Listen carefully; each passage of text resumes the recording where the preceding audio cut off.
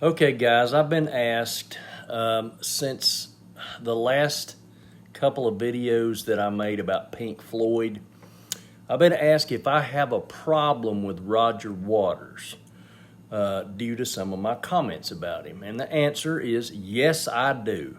Yes, I have a problem with Roger. I've actually seen Roger in concert more than any other artist, but his last show that I went to me, that was it. I will never go see Roger again. Now, I'm not one of these people that just, throws somebody under the bus and, I'm like, oh, well, he disagrees with me in this way and that way and I'll never see him again. That's not who I am.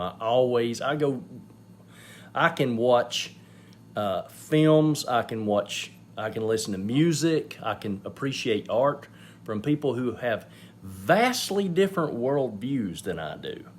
I don't have a problem with that. I can separate the art from the artist, so to speak. But Roger is one of these people who will not let you do that. For the longest time, whenever I listened to late 70s and early 80s Pink Floyd, that final stretch before Roger left, something consistently bothered me. The record started to feel claustrophobic and bogged down and absurdly wordy.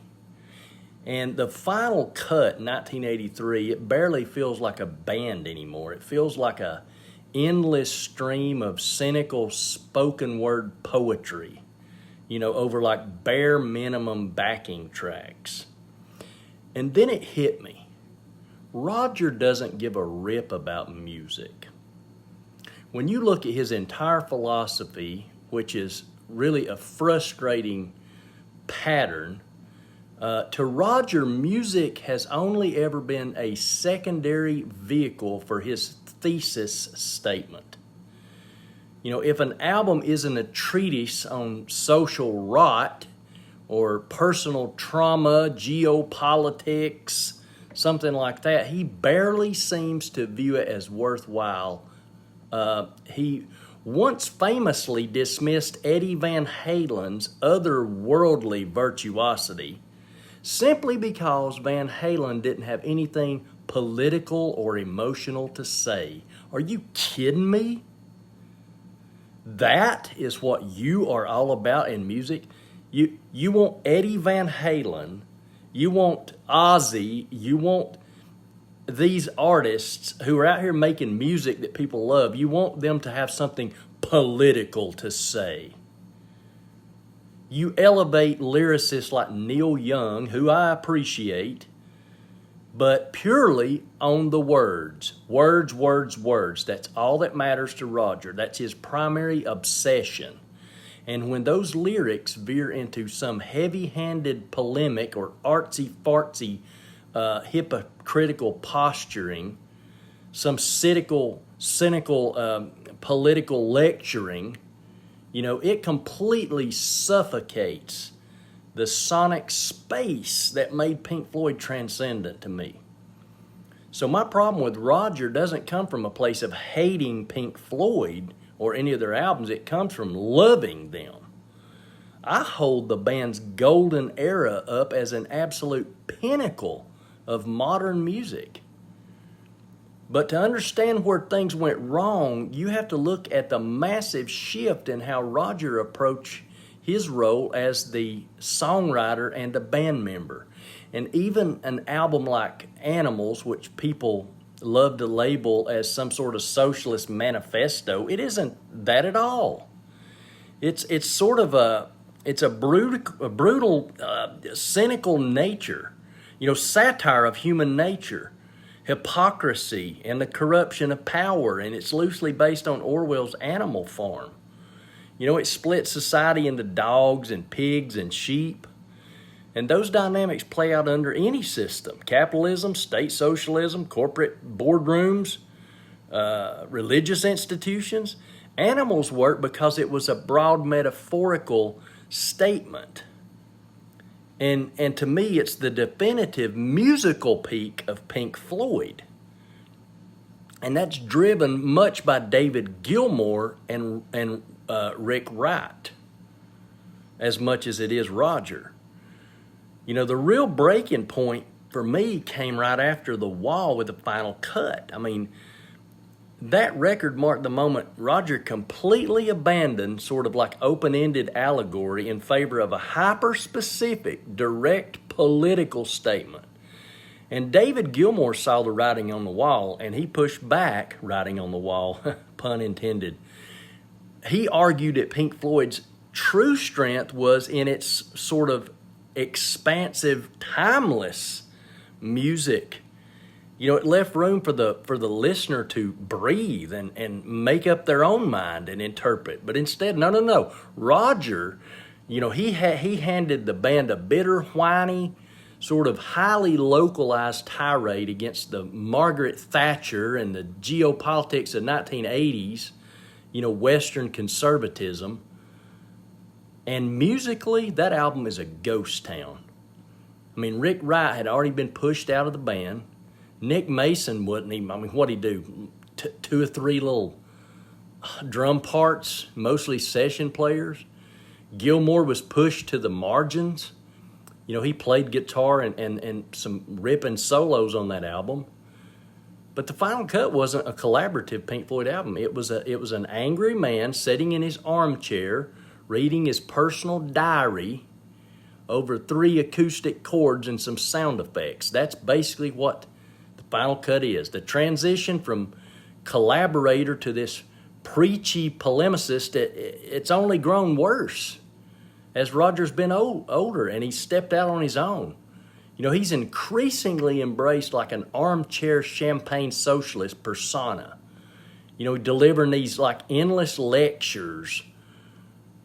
And while he demonstrates what I consider to be an ideological hypocrisy, you know, whether it's his stance on the white helmets in Syria or his rhetoric regarding China and Taiwan or commentary on the war in Ukraine, I mean, the nuance of his earlier writing has been entirely swallowed by rigid self-righteous dogma. And that's what he's become.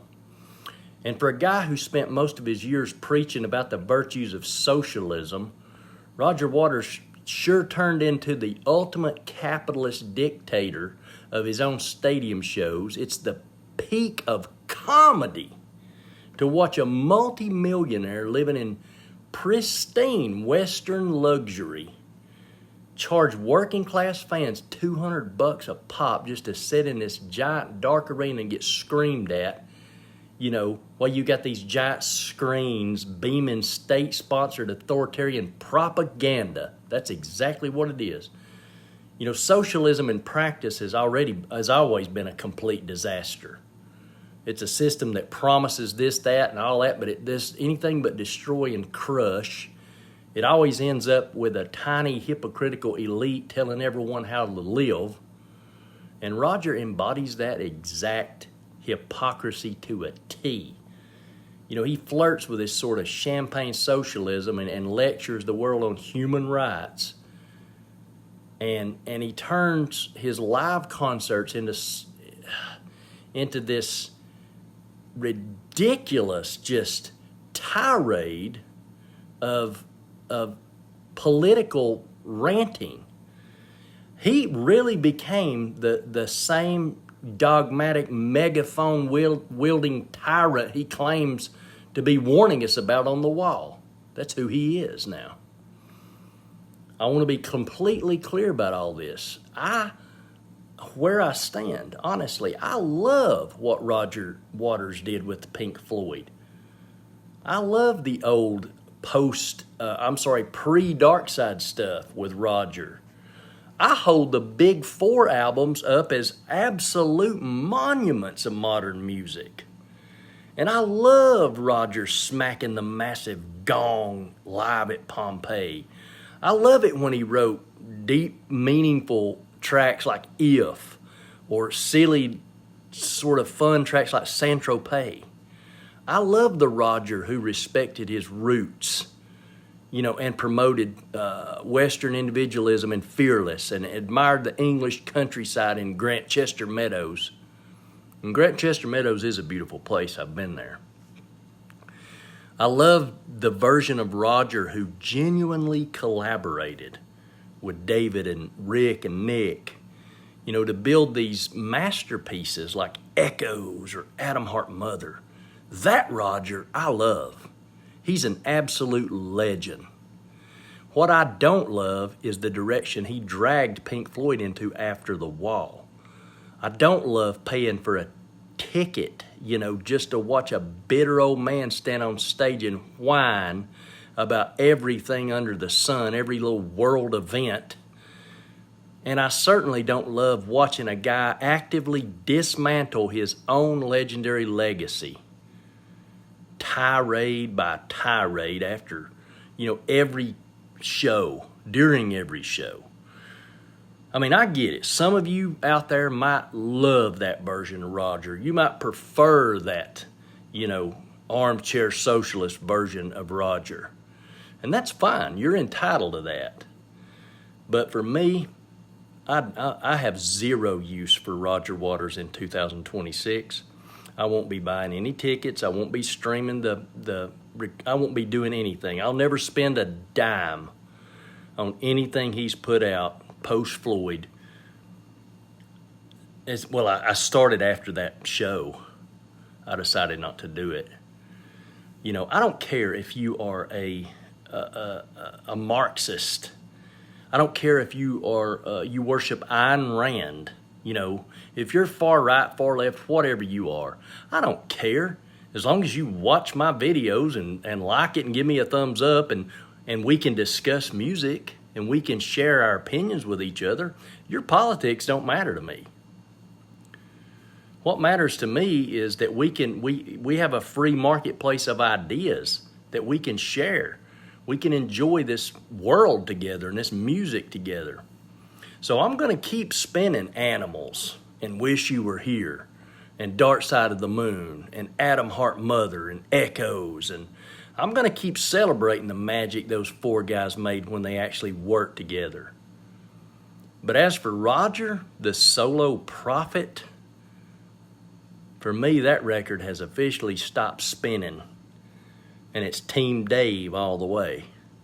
I never wanted to do that. I never wanted to make a video like this because I've always felt it sad that Dave and Roger couldn't work together. And I was very hopeful after Live 8 in 2005 that maybe they could put something together, but it never happened. And now I understand why. Because David and Nick and Rick, when he was alive, they were all about the music. They were all about how the fans felt about the music of Pink Floyd. And Roger, all he wants to do is get on his soapbox and preach to you his socialist politics. And I don't have any use for that. Until next time, you guys, like this video, share it, subscribe to my channel. Tell me what your thoughts are about Roger. Tell me if you think I've gone too far. Tell me, you know, if you think Roger's wonderful. I don't care what you tell me about Roger. Let's just talk. Let's just share. You share your comments on Roger. But if any one of you out there tells me, you know, insults me or says you're stupid or, you know, whatever, you're gone. You're completely gone, because that's the whole point. You know, I don't like that mentality. I don't like that you see it my way or no way mentality. And you might think, well, you're doing the same thing to Roger. No, I'm not. I'm just making a decision that I don't want to be any part of Roger's rantings because it gets on my nerves, quite frankly. So, until next time, you guys take care.